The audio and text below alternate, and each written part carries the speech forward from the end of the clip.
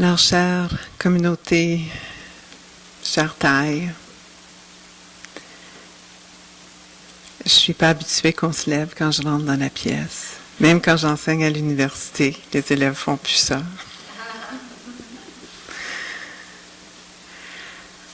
Alors, parler devant vous, faire un enseignement, c'est à la fois la chose la plus stressante, mais aussi la plus simple. Parce que je sens le support de tous ces gens que je connais depuis longtemps, avec qui je pratique. Et c'est un plaisir d'être ici avec vous et de continuer le travail de taille. Alors, le thème de cette retraite, c'est l'harmonie chez soi. Paix et joie dans le monde. On me dit qu'en vietnamien, c'est les deux. Et j'ai vu dans les courriels les deux, à différents moments. Alors, on est dans le positif, en tout cas, dans tous ces affirmations. Je voulais commencer un peu. Malheureusement, je n'étais pas ici pour entendre les deux autres discours. Je n'ai pas été ici pour une partie de la retraite parce que, comme vous le savez, je suis sinistrée et il y a encore 3 pieds d'eau autour de ma maison. On a 10 pompes qui fonctionnent. On pompe à peu près, on a calculé environ 30 000 gallons à l'heure. Alors, c'est une occasion de pratique. Et malheureusement, je me sentais mal à l'aise de partir et de laisser mon mari et mes 2 fils tout seuls là-dedans. Alors, on a coupé la poire en 2 et je suis ici pour la fin de la retraite. Et ça fait partie de l'harmonie chez soi, d'être capable de négocier ces choses-là. Et je me demande, quand je regarde ça, l'harmonie chez soi, on a chacun un chez soi qui est différent. C'est quoi être chez soi? Alors, si on veut trouver l'harmonie chez soi, ça veut dire quoi? Il y a combien de gens ici qui vivent seuls? Et combien de gens qui vivent en couple, permanent, là, en couple? Okay. Combien de gens qui vivent avec plus que 3 personnes dans la maison? Okay.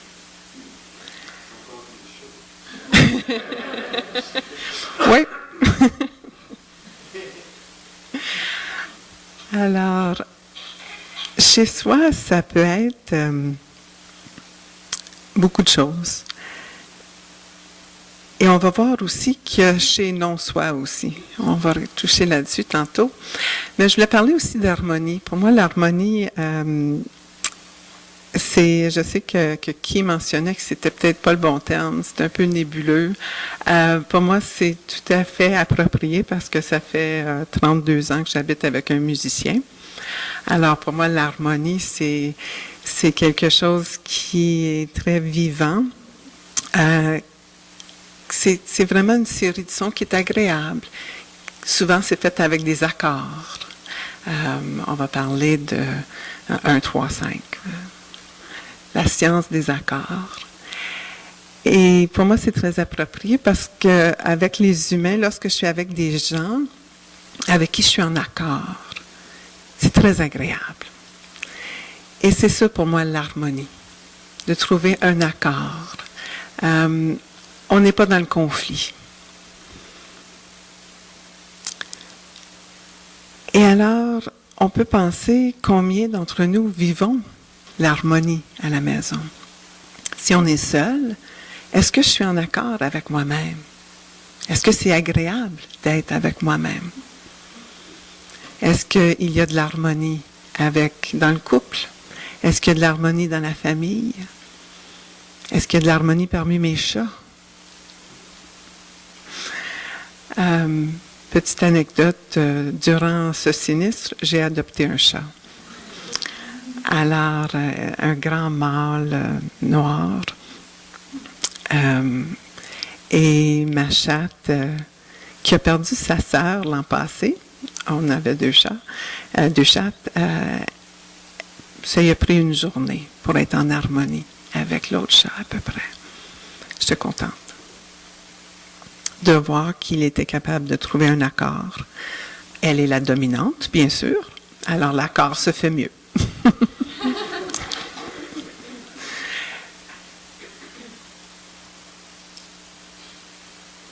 Et on va voir aussi qu'on peut dire aujourd'hui, oui, il y a de l'harmonie dans la famille, il y a de l'harmonie dans le couple, il y a de l'harmonie dans la sangha. Mais ce n'est pas pour toujours. Même l'harmonie est sujet à l'impermanence. Ça change, ça évolue, ça se module, comme les accords dans la musique. L'harmonie, on va la trouver, on va la perdre, on va la retrouver.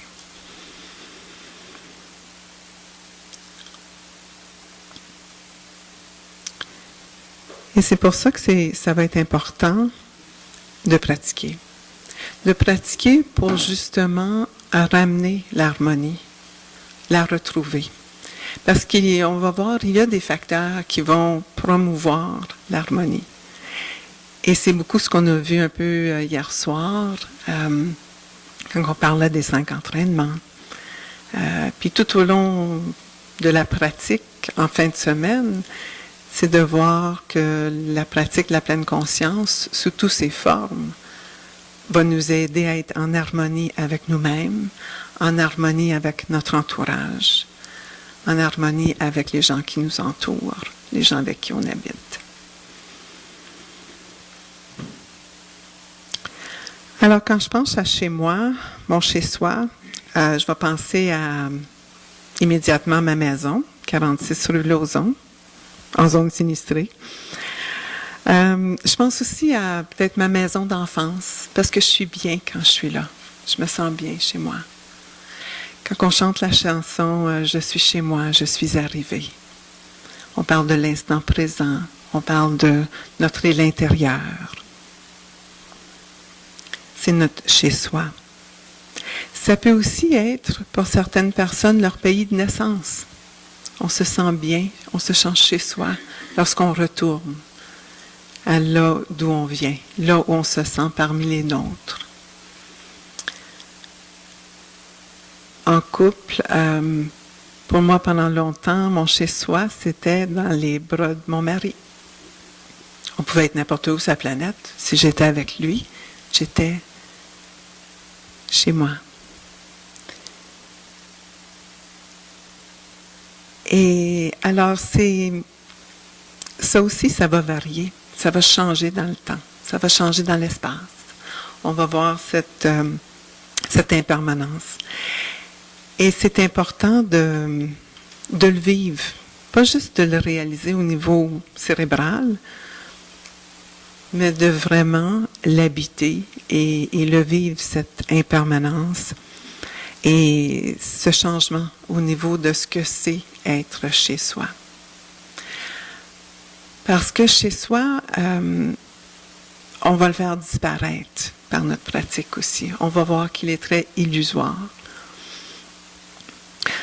Chez moi, quand je pense à ma maison, à ma cour, à mon cabanon, à ma rue, une des choses qui est vraiment traumatisante lors d'un sinistre, c'est que tout ça disparaît.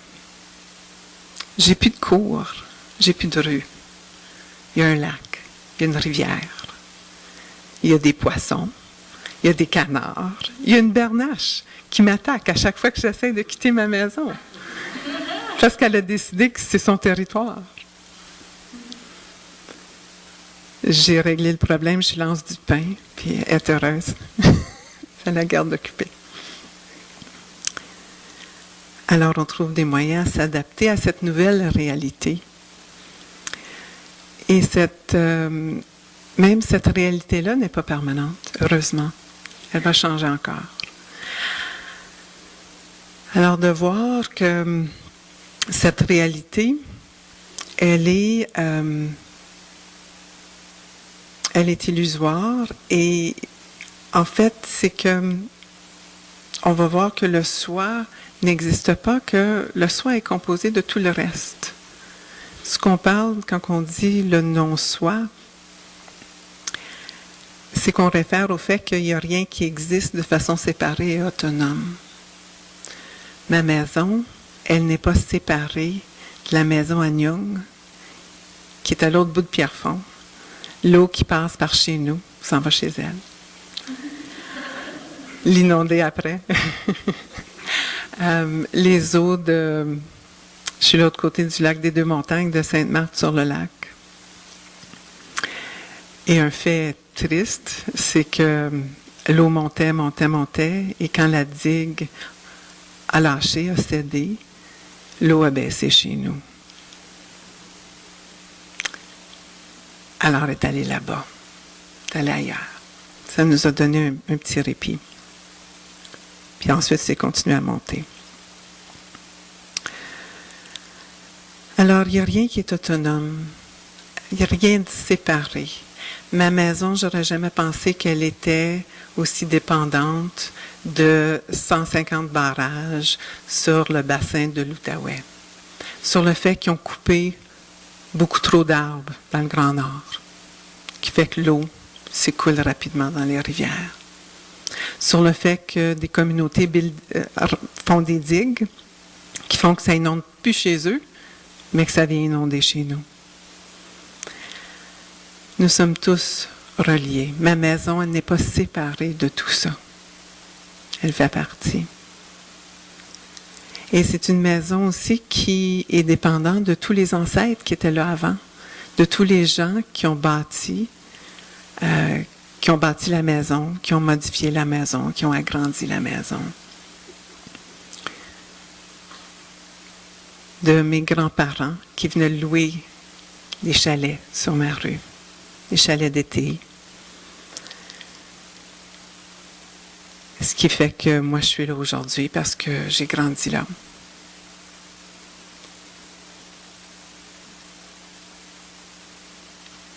Et j'ai beau me sentir que ma maison, elle m'appartient. Je l'ai payée. Puis l'hypothèque, c'est à moi. Mais je ne peux pas vivre là si je ne paye pas de taxes à la ville de Pierrefonds. Ils vont m'évincer. Alors, toute la ville, ce lien que j'ai avec les gouvernements municipal, provincial, fédéral, et tout le bien que ça apporte, et tout le mal que ça a apporté, mais on n'est pas distinct de tout ça. On est très interreliés. Et c'est pas juste dans un sens, c'est dans les deux sens. Alors, on peut avoir une conception de la vie où on se dit, il y a moi et il y a le monde qui est beaucoup plus grand que moi. Et je subis le monde. Mais on voit avec la vision profonde que non, on est interreliés, on impacte dans les deux sens. Parce qu'on n'est pas séparés. On a beaucoup cette vision de discrimination, de chez moi, chez eux, mes sacs de sable, tes sacs de sable.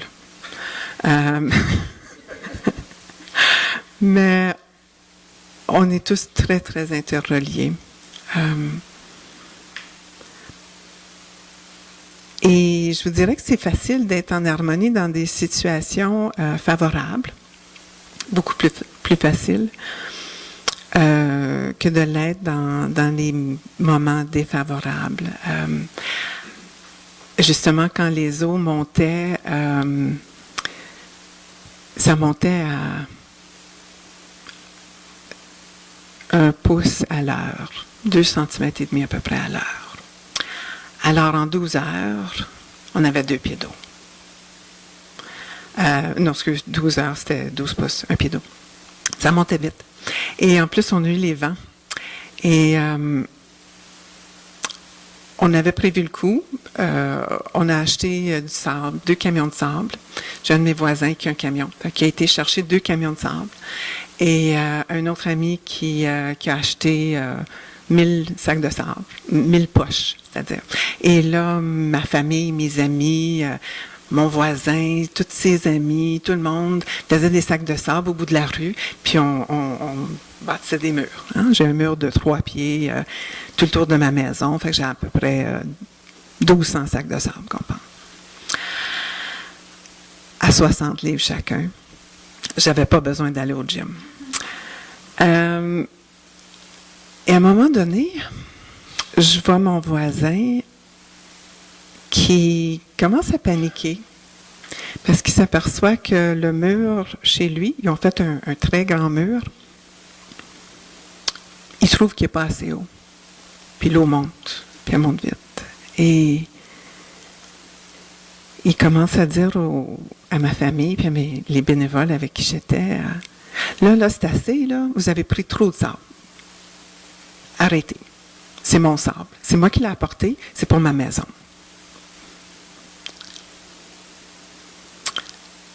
Alors, je sens sa panique. Et là, l'harmonie avec la famille que je connais depuis 30 ans, 3 générations qu'on se connaît, qu'on se côtoie depuis 30 ans. Mon sable, ton sable, ma maison, ta maison. On est dans la discrimination. Et ça se comprend. Parce que la peur est montée. Et la colère est juste à veille de monter. Et mes amis sont, ben là, t'es pas pour le laisser faire. Tu l'as payé à moitié du sable. Voyons donc. T'as dit, tu sais, il y en a bien plus pris, puis là, on commence à compter des sacs de sable, là, tu sais. Wow! Il y a un autre tas de sable que la ville a apporté, peut-être 300 pieds plus loin. Pas de problème. On va aller à l'autre tas de sable. Il y a une des personnes, le voisin justement, une ancienne voisine, que sa maison a été démolie en 2017 parce que il y avait 2 pieds d'eau dans la maison, au premier étage. Elle était là et je lui demande, est-ce que tu peux nous aider à transporter les sacs de sable? On va les faire là-bas, puis on les transportera vers la maison. Elle dit oui, pas de problème. On s'organise. Et on maintient l'harmonie. Tout en s'arrêtant, en écoutant, en voyant la panique qu'il avait. Capable de gérer. Et connaissant, sachant qu'à mon tour, ça sera peut-être à mon tour de paniquer à un moment donné. Et oui, le lendemain, le vent s'est levé et j'étais chez ma mère parce que ma mère, elle est vraiment sur le bord de l'eau.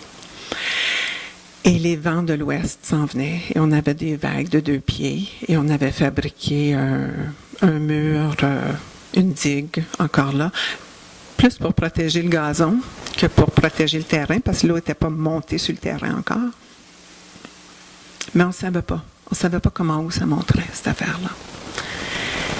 Et là, il y a un arbre déraciné qui flotte sur les vagues et qui s'en vient pour notre mur.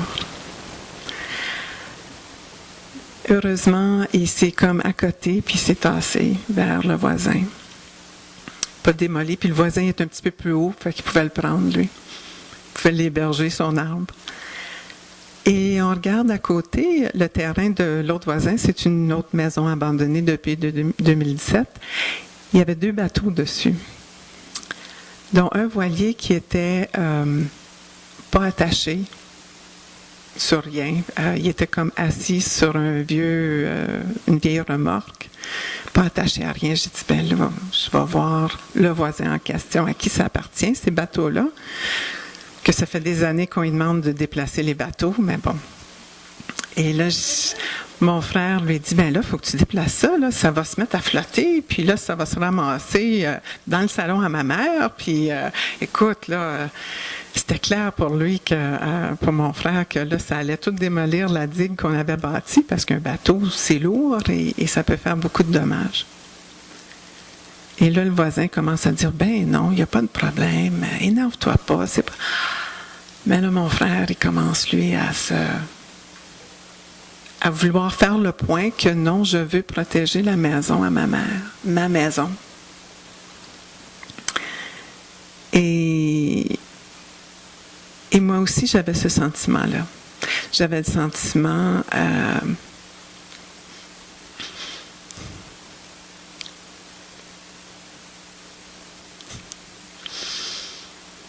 le sentiment de vouloir protéger...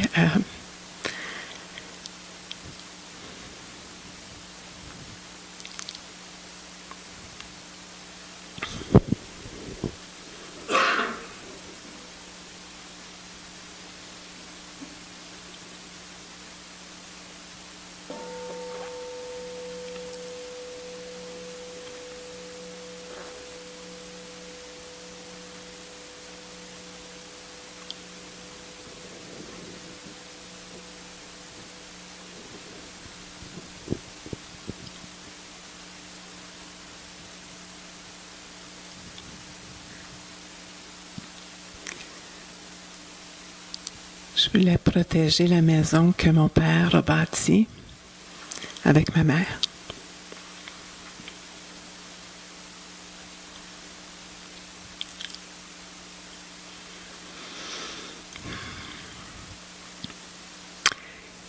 Et je sais que mon père aurait été en colère par cette situation. Et moi et mon frère, on était habités par ce sentiment à mon père.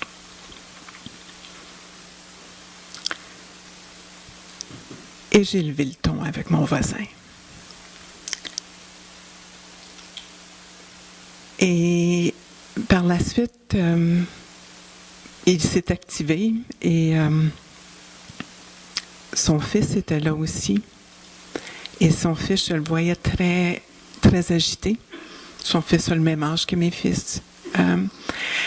Et j'ai réalisé que, écoute, eux aussi, ça fait 30 ans que je les connais. 3 générations de familles qui sont là. Et que j'avais besoin de retrouver l'harmonie. Que peut-être les sentiments que j'avais, ces sentiments et ces émotions fortes que je vivais, étaient plus transitoires que cette relation.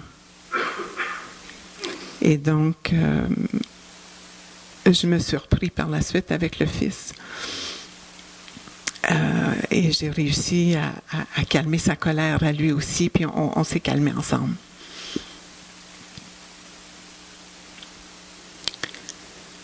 Alors, l'harmonie chez soi a été mise à l'épreuve durant l'inondation, lorsque l'eau montait.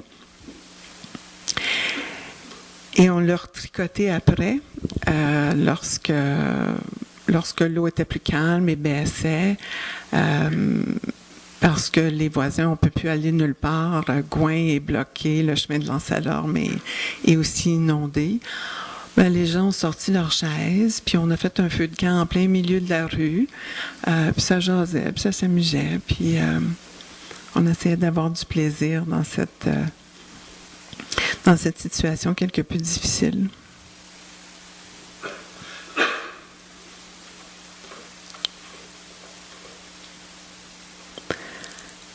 Alors, on peut avoir une vision de discrimination chez moi, chez eux, ma maison, ta maison. Mais on est tellement interreliés. Et lorsqu'on le réalise, lorsqu'on le pratique, lorsqu'on prend le temps de s'arrêter et d'avoir une vision profonde de la situation, on parle différemment, on agit différemment. Et c'est ça qui a un effet incroyable sur le monde. c'est ça le lien de l'inter-être en action, qu'on peut dire. Et quand on est ici et qu'on médite et que je deviens la fleur, je deviens la montagne, je deviens l'eau, c'est justement une pratique de revenir à cette vision profonde de non-soi.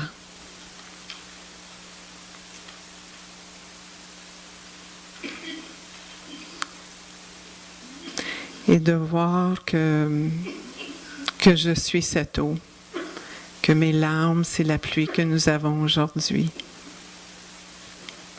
Il y a une belle méditation que Landis Harry avait fait il y a des années, où il nous amenait qu'on était un nuage, tous un, la brume, une brume d'eau, tous unis, et avec un changement de condition. Chacun devenait un flocon. Et on devenait solide, unique, fragile.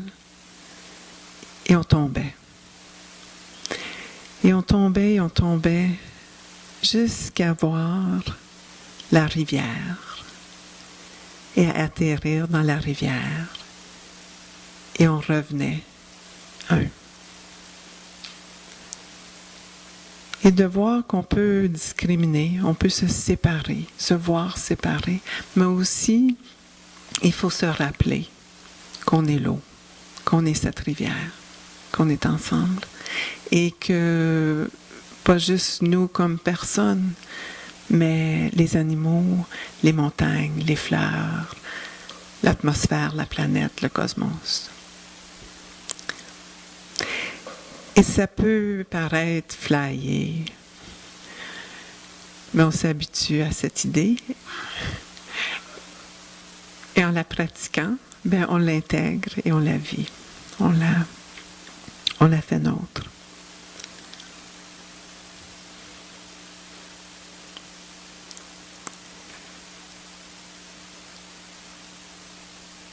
Alors, c'est pas juste un concept.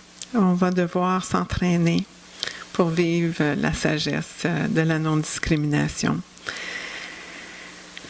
On va aussi vouloir voir, vous avez peut-être fait aujourd'hui ou on va le faire demain, voir les ancêtres en nous.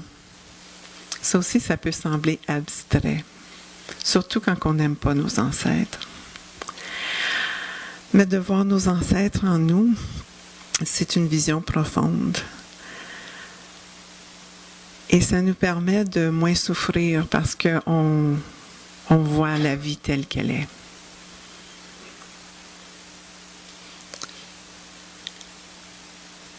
On voit aussi que notre joie et notre souffrance, elle n'est pas individuelle. Elle est liée aux autres. Et pas juste par Facebook,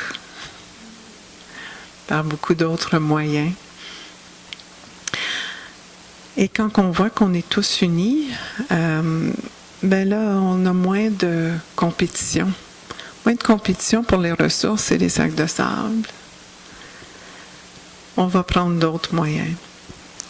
On va trouver l'harmonie parce qu'on n'est pas en conflit.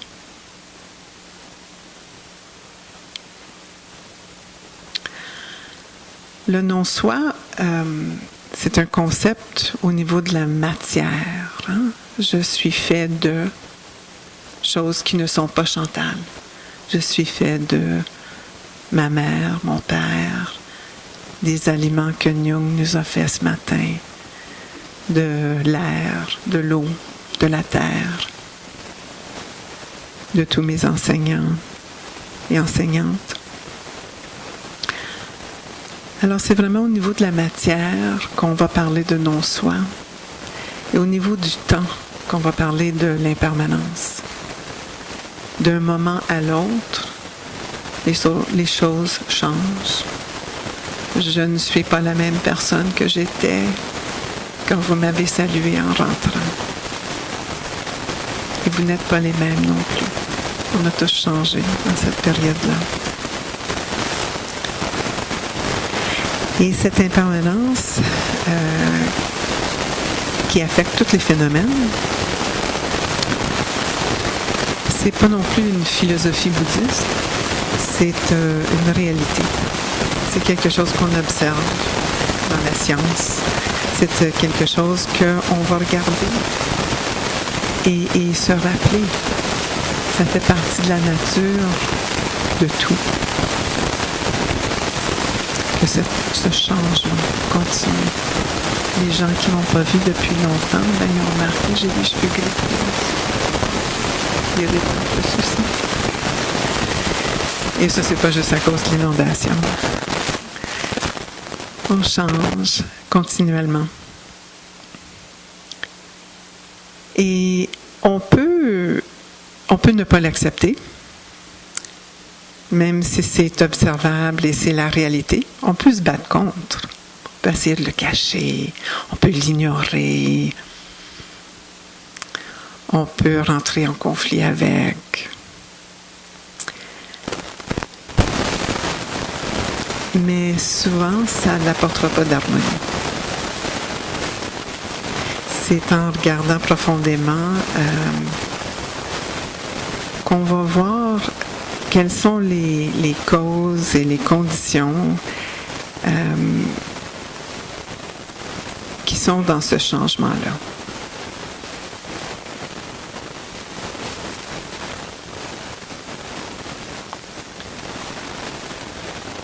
Et c'est dans ce sens-là qu'on va voir, on va parler de la toile de Indra. Vous connaissez la toile d'Indra? Non? J'ai une image, je vais vous la faire circuler. Vous allez remarquer que l'image, elle est un peu fripée. Il y a de l'encre bleue qui s'est déteinte sur le papier. Je vais vous raconter l'histoire de ce papier. Non seulement ce papier a passé par... C'était un arbre et c'était la pluie et la terre. Mais une fois qu'elle a passé à travers mon imprimante, je l'ai mis dans mes bagages pour m'en venir ici. Et j'ai mis mon bagage dans mon canot pour descendre la rue. Et en sortant mon bagage, mon sac avec ses roulettes, je l'ai déposé sur une bûche parce que je ne voulais pas tirer mon canot sur l'asphalte puis je l'ai mis sur une bûche et elle a tombé dans l'eau. Et en dedans de 2 secondes, il doit y avoir 2 tasses d'eau qui sont rentrées par les zips. Ça m'a vraiment surpris. Il n'y a pas de pompe là, dans ma valise, de toute évidence. Alors, c'était l'histoire de mes notes et de mon bagage pour m'en venir ici. Alors, je vais le faire circuler. C'est une image... le filet d'Indra, c'est un concept, il y en a 2, vous pouvez les faire circuler des 2 côtés. Un est en noir et blanc, l'autre en couleur. C'est une image qui vient d'une histoire hindoue, en fait, qui utilisait ce filet, mettait ce filet au-dessus de la terre pour voir ses ennemis approcher. Et ce filet, imaginez une toile d'araignée, et à chaque, ou un filet de poisson, et à chaque jonction de 2 fils, il y a un diamant, un joyau à multiples surfaces qui reflète tout. Alors on voit de tous bords, tous côtés, et chaque bijou reflète tous les autres bijoux. Et c'est ça cette image où dans ce cas-là, ils ont mis des gouttes d'eau et chaque goutte d'eau reflète tous les autres gouttes d'eau. Et tout, en fait, le ciel, la terre et tout ce qui entoure. Et c'est une façon de visualiser cet interêtre. Cet interêtre qui est à la fois impermanente et sujette au non-soi, qui lie tout ensemble.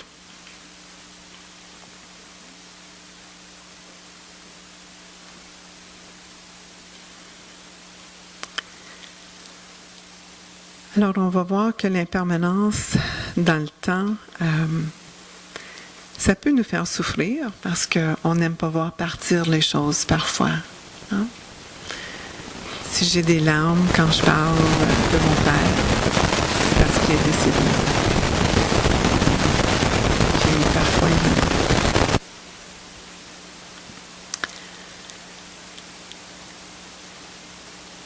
mais l'impermanence nous apporte aussi beaucoup de joie.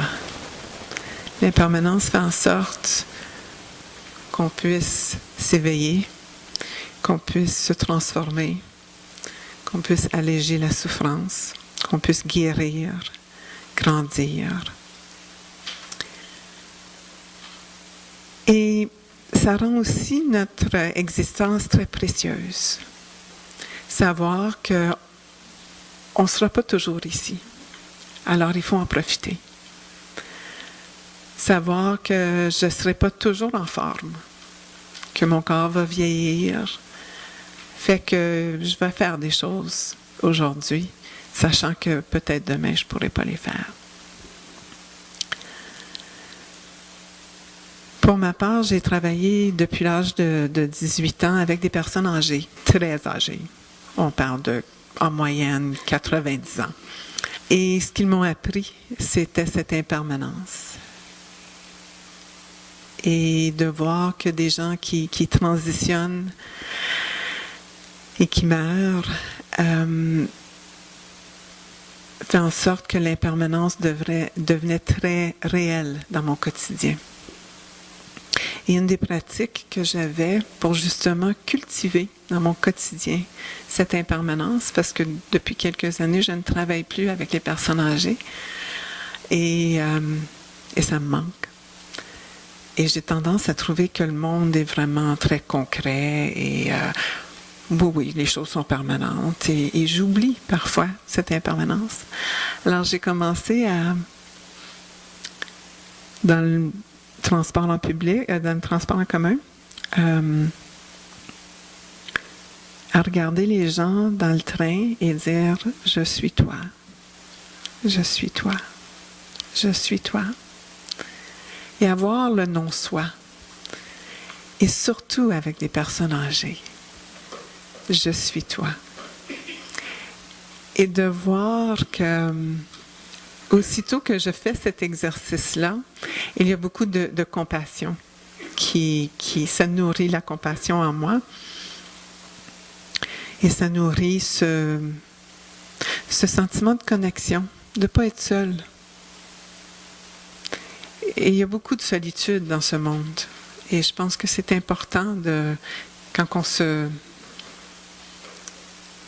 met à avoir cette vision profonde du non-soi, c'est qu'on réalise qu'on n'est pas seul et ça enlève toute cette isolation qu'on se crée en fait, et que notre société crée en même temps. Alors, on va pratiquer justement cette vision juste en observant le non-soi, en observant l'impermanence dans notre quotidien. C'est peut-être pas dans nos habitudes, mais ça peut se cultiver. Ça peut se cultiver avec la pleine conscience. Et pour moi, la pleine conscience, je vais en parler un petit peu parce qu'il y a des gens, je sais qu'il y a des gens que ça fait longtemps qui viennent ici, mais il y a aussi des gens qui sont plus nouveaux. Et la pleine conscience, j'utilise souvent la définition de Jon Kabat-Zinn parce que j'enseigne beaucoup dans des milieux non bouddhistes, dans des hôpitaux et au travail. Et donc, on va parler de cette capacité de porter attention de façon intentionnelle au moment présent, sans juger l'expérience qui se déploie instant par instant, avec une attitude de compassion, de compréhension, de courage, les 3 C que Chenke vous a parlé. Et j'ajouterai un 4e C, avec curiosité. On va investiguer la situation. Qu'est-ce qui se passe dans l'instant présent? Qu'est-ce qui se passe en moi? Pourquoi je ressens cette colère face à ce bateau qui pourrait possiblement se mettre à flotter dans la direction de ma maison? Ah oui, c'est mon père, oui, c'est ça. Alors, d'avoir une curiosité face à notre expérience, sans nécessairement avoir un but précis. Hein? Je ne vais pas nécessairement être en pleine conscience parce que je veux être efficace et que je veux être calme tout de suite. Tu sais, on se met dans le processus sans vraiment avoir un but. Et on observe. On va aussi avoir une attitude d'ouverture et d'acceptation.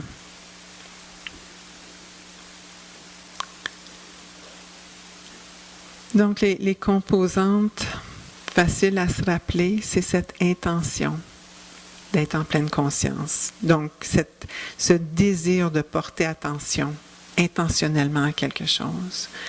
Cette attention, cette capacité, vous allez voir, de porter attention sur votre respiration, sur votre corps, sur vos pensées, sur vos émotions, sur ce qui se passe autour de vous.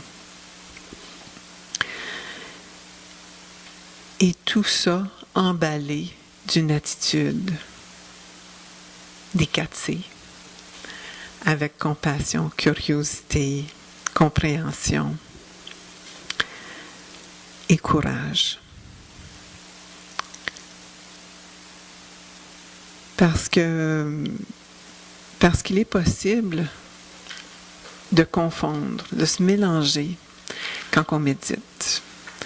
De dire, et ça je le vis souvent avec mes anciens combattants qui vont me dire, oui, je suis ma respiration.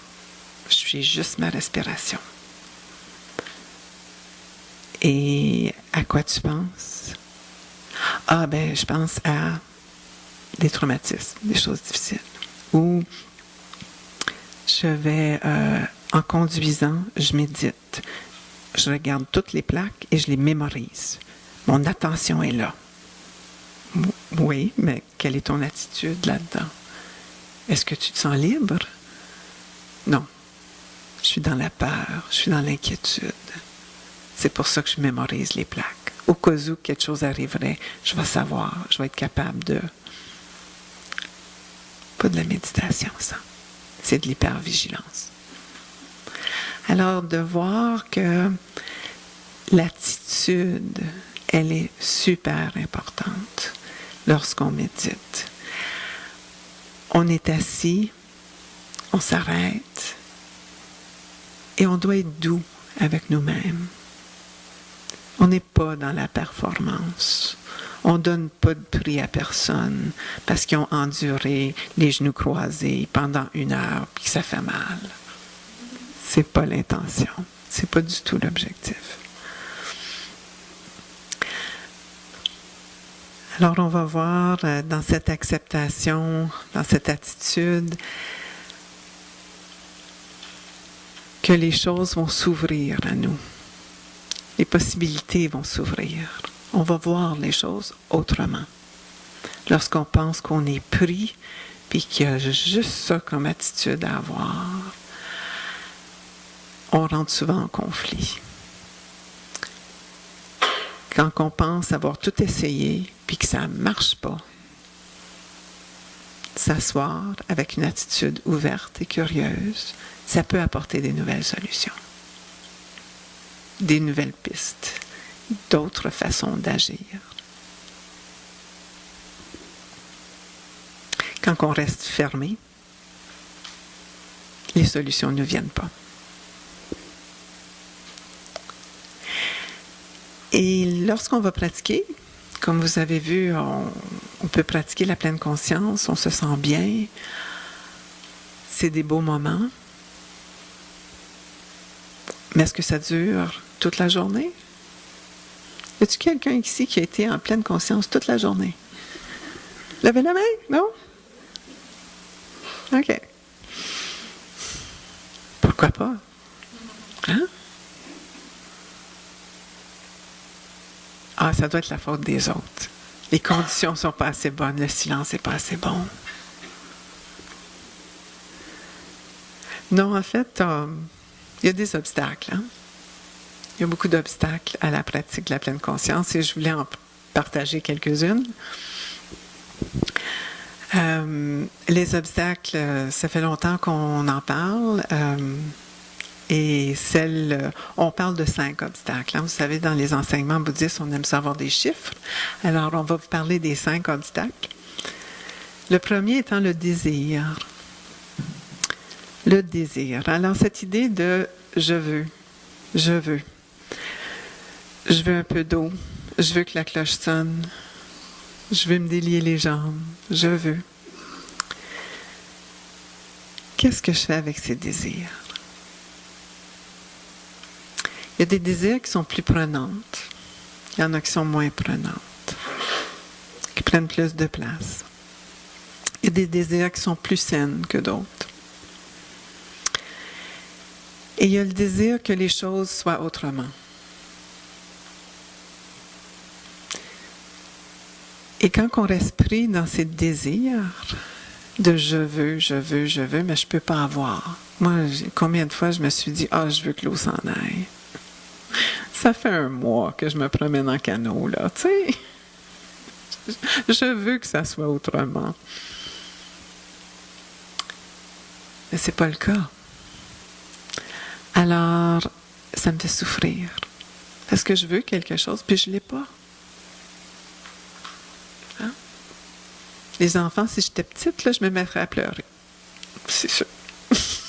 J'ai pas eu ce que je veux. Alors, le désir, comment la pleine conscience nous aide à transiger, à ne pas s'effondrer à chaque fois qu'on a un désir qui n'est pas résolu, qui n'est pas comblé, c'est justement de l'observer, ce désir, de l'accueillir. De l'accueillir et de l'accepter. Oui, ça fait partie de moi. Que ce soit le désir, un désir sexuel inapproprié, que ce soit le désir que l'eau s'en aille, que ce soit le désir que mon fils ne soit pas tel qu'il est, qu'il ne fasse pas des folies.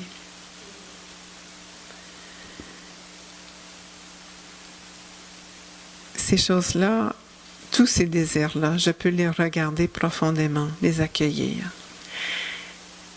Et voir quelles sont les causes et les conditions qui font qu'ils manifestent.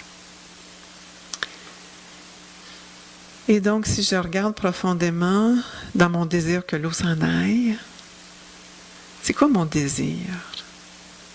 Mon désir, c'est quoi? J'aime le canot. C'est pour ça que j'en ai 2. J'aime ça faire du canot, honnêtement.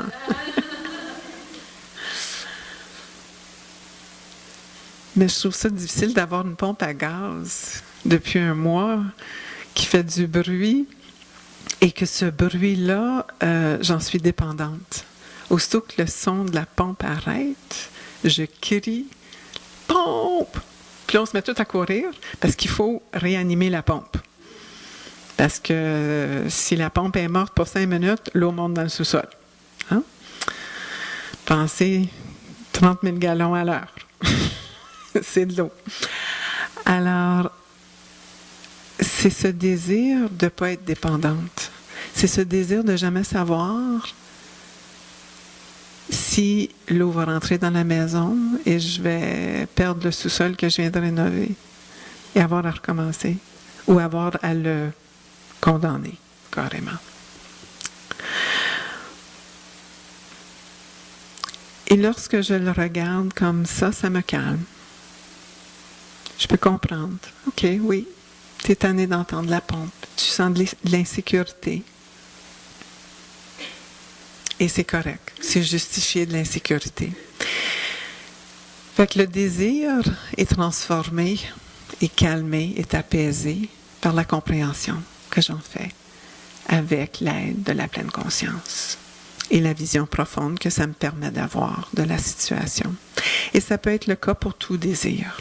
C'est le cas pour le désir que j'ai pour le chocolat à 9 heures le soir.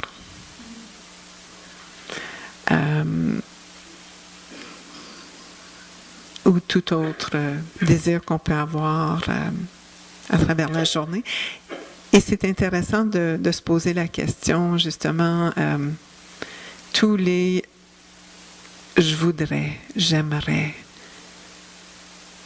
tous ces petits désirs-là dans le quotidien, c'est intéressant de les remarquer, de voir d'où elles viennent, qu'est-ce qu'elles sont. Et souvent, on agit même avant de réaliser que le désir est là. Quand on n'est pas en pleine conscience. On va bouger, on va allumer la télévision, regarder sur son téléphone, on va faire plein d'actions, poser plein de gestes qui sont motivés par des désirs inconscients, par des habitudes, souvent. Un autre obstacle qu'on va voir, ça va être la colère. Encore là, facile à faire monter la colère, facile à pointer le doigt aux autres. Et lorsqu'on est en colère, c'est comme être sur un train qui est en marche. Il a une énergie très forte qui fait qu'elle est très difficile à arrêter, cette énergie-là. En tout cas, pour ma part. La pratique nous permet de l'observer quand elle est toute petite. Aussitôt qu'elle commence juste à prendre de l'énergie,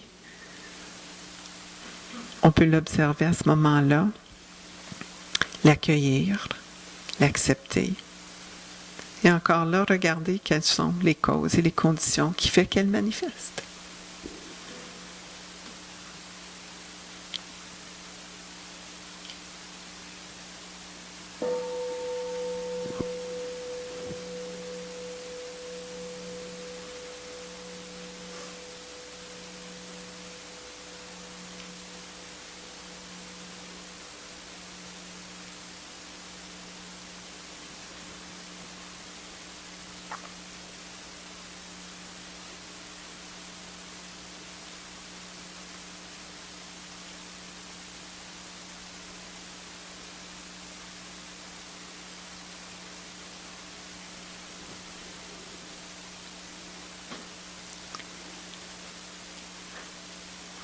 Pour ma part, lorsque je suis en colère,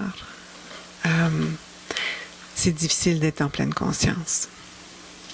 Encore là, avec cette attitude d'ouverture, de compassion, de compréhension. C'est un obstacle à la pleine conscience. La paresse et l'ennui peuvent aussi l'être. C'est important, on va voir, c'est important de se reposer. Mais parfois, la paresse et l'ennui prennent la forme d'évitement. On va rester au lit. Quelqu'un qui disait « Ah, je vais faire mon body scan couché dans le lit ce matin au lieu de m'asseoir sur le coussin. » Oui, moi aussi, je fais ça des fois. C'est la paresse. Un obstacle. Le doute. C'est-tu vraiment bon, la pleine conscience? J'ai-tu vraiment besoin de ça? Ça fait 15 ans que je pratique la pleine conscience, puis j'ai encore des problèmes. Pas sûr, c'est ça. Alors, le doute va se manifester parfois. Est-ce que c'est vraiment mon chemin? Est-ce que c'est vraiment ma voie? Hein? Le doute peut être un obstacle. Et encore là, c'est une question de l'observer, l'accueillir. Et regarder pourquoi, quelles sont les causes et les conditions qui font qu'elles se manifestent. Et il y a l'agitation. L'agitation, c'en est une qui me touche particulièrement. Moi, je suis trop occupée des fois pour méditer. Ce désir constant, et c'est quelque chose qui est entretenu et véhiculé beaucoup dans notre société. La productivité, c'est super important. Et puis on se laisse agiter. On se laisse faire plusieurs tâches en même temps. Et souvent, pour moi, c'est une question de mettre ses limites et de dire non, je vais faire une chose à la fois. Demandez-moi pas d'en faire 3. Et cette agitation-là, lorsqu'elle se manifeste, il faut être ferme pour l'observer, la nommer et voir pourquoi. Pourquoi je ferais 3 choses en même temps? Pourquoi je suis sur le téléphone en conférence, sur mon ordinateur et mon téléphone en même temps? C'est-tu vraiment nécessaire? Si je suis juste au téléphone, je peux être en pleine conscience. Mais à faire les 3 en même temps, pas sûr. Je suis beaucoup plus dans la distraction dans ces moments-là.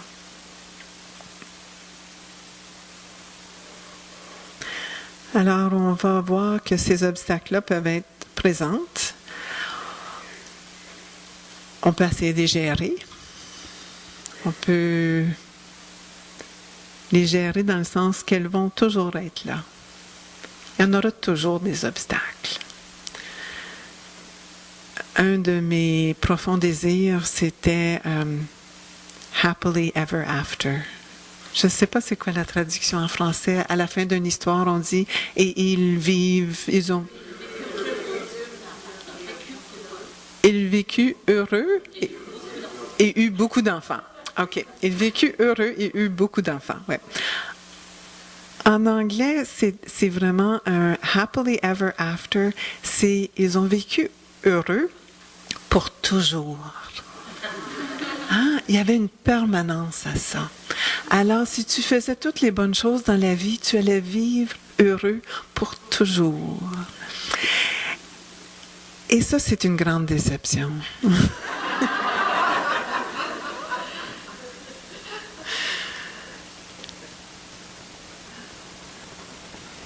Et on apprend que même le Bouddha méditait à tous les jours. Même après l'éveil, il n'a pas arrêté de méditer. Alors même ça, c'était pas l'éveil pour toujours. C'est quelque chose qu'on doit entretenir, qu'on doit nourrir.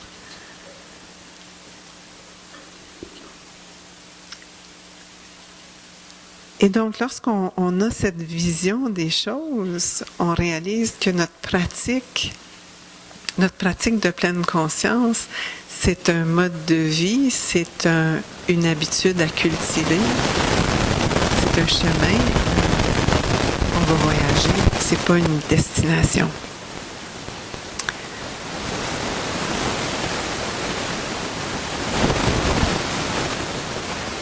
Et donc, quand on parle d'harmonie chez soi, on va devoir continuer à travailler sur l'harmonie et continuer à travailler sur, ça va avoir un effet conséquemment sur le monde autour de nous, sur la joie dans le monde par l'inter-être. Et je voulais partager avec vous un exemple personnel de l'harmonie chez soi et de joie dans le monde. Comment des petits gestes dans ma pratique ont eu des impacts que j'aurais jamais imaginé. Ça fait des années que je pratique la pleine conscience au travail. Je travaillais à l'hôpital Sainte-Anne avec les anciens combattants et plusieurs de mes collègues ergo-physio me disaient « Chantal, on pourrait-tu apprendre c'est quoi la pleine conscience? C'est excellent pour réduire les burn-out, l'épuisement professionnel. » Et donc, on gérait le stress par la pleine conscience. Et à l'heure du midi, on se réunissait une fois par semaine pour pratiquer ensemble. On partageait des livres, des entrevues de Thich Nhat Hanh sur Oprah, tu sais, des choses comme ça. On faisait une petite sangha. Et même sont venus méditer ici une couple de fois durant des retraites. Et à la fermeture de l'hôpital, même pas à la fermeture, au transfert de l'hôpital, tout ça a cessé. Et moi, je suis allée travailler ensuite au centre-ville, dans un bureau de secteur d'anciens combattants. Et plusieurs de mes collègues qui étaient là ont dit, Chantal, on voudrait recommencer. J'ai dit, parfait. Fait que j'ai envoyé un petit courriel aux administrateurs du bureau secteur qui ne me connaissaient pas, puis que je venais d'arriver. Comme de quoi que, sur l'heure du dîner, je voulais juste avoir leur permission qu'on utiliserait une des salles communes pour de la méditation à l'heure du midi. Que je ferais les réservations, que ça ne demanderait aucun engagement. Et que s'il n'y avait pas de salle libre, c'est correct, on remettrait ça à une autre journée. C'était sur mon temps de bénévole et c'était sur le temps de dîner des employés. Bien simple. J'ai pas eu de réponse. Quand j'ai poussé un petit peu plus, je me suis fait dire, la haute direction, il y a certains administrateurs qui ne sont pas prêts à mettre formellement par écrit une acceptation de votre proposition, madame. OK.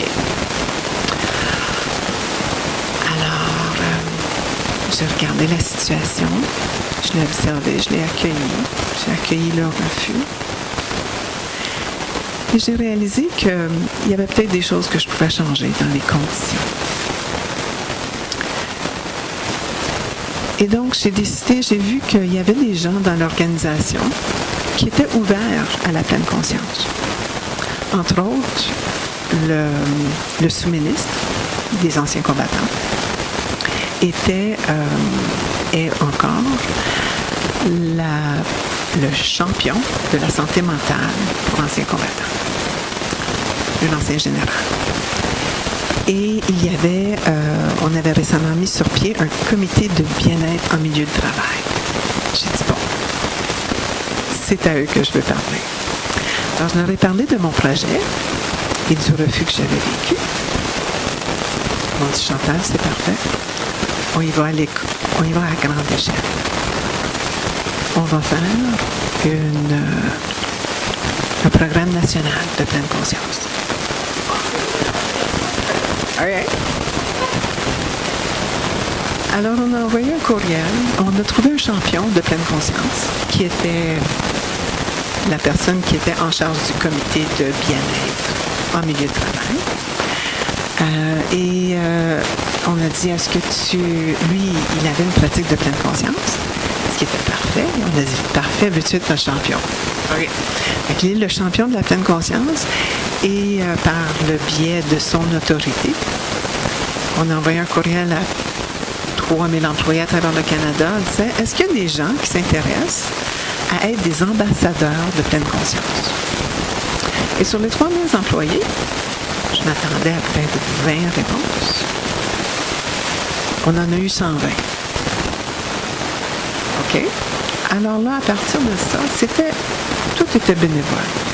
Sur l'heure du dîner, les gens, on a fait un appel-conférence.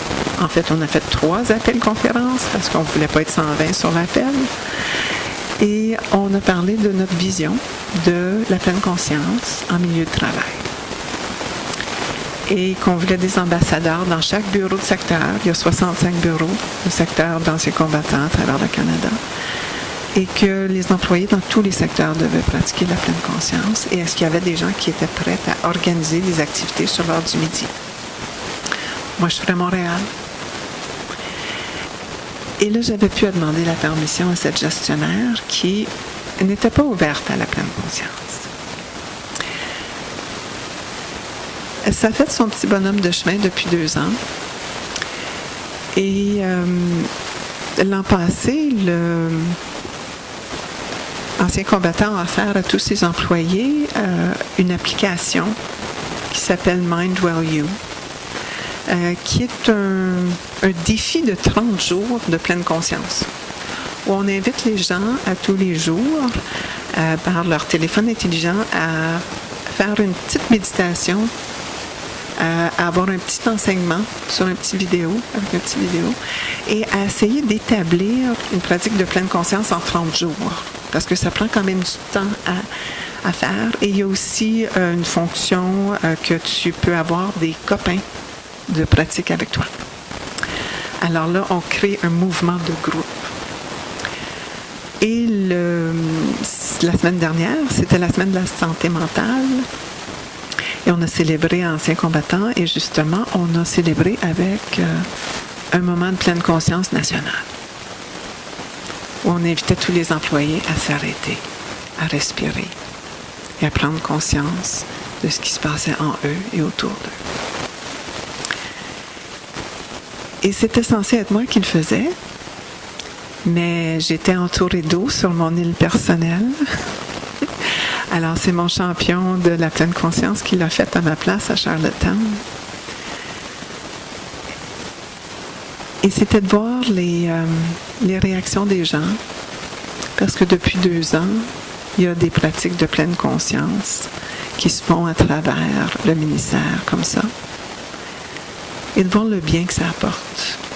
Dans des moments où c'est stressant, on a beaucoup de travail, on a beaucoup de pression, de voir qu'une petite idée, qu'un refus d'une personne, que le travail de d'autres personnes, de trouver les gens avec qui on peut bâtir en harmonie les choses, a eu un effet bénéfique pour des centaines et plus d'employés. Et ça touche non seulement ces employés-là, ça touche les familles et les anciens combattants qui le desservent aussi.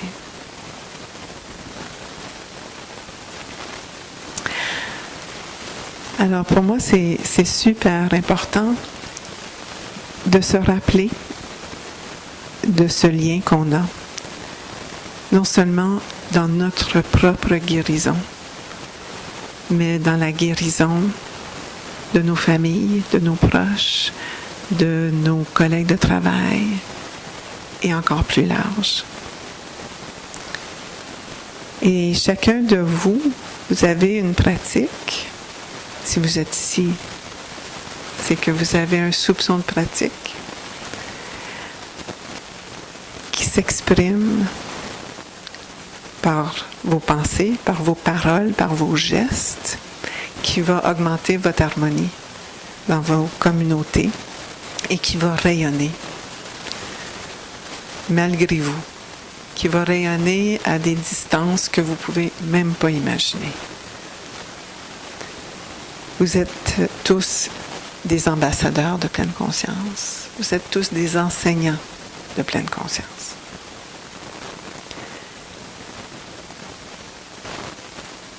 Et par votre application des 5 entraînements de la pleine conscience, que vous les prenez formellement ou non,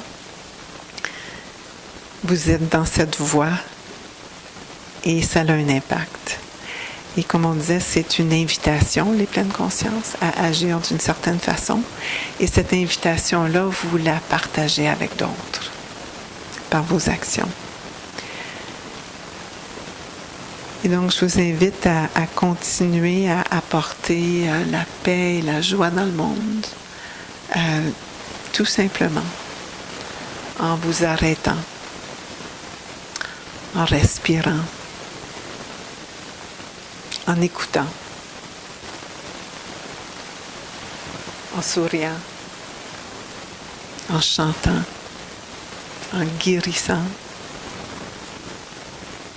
dans chaque moment. Merci pour votre écoute.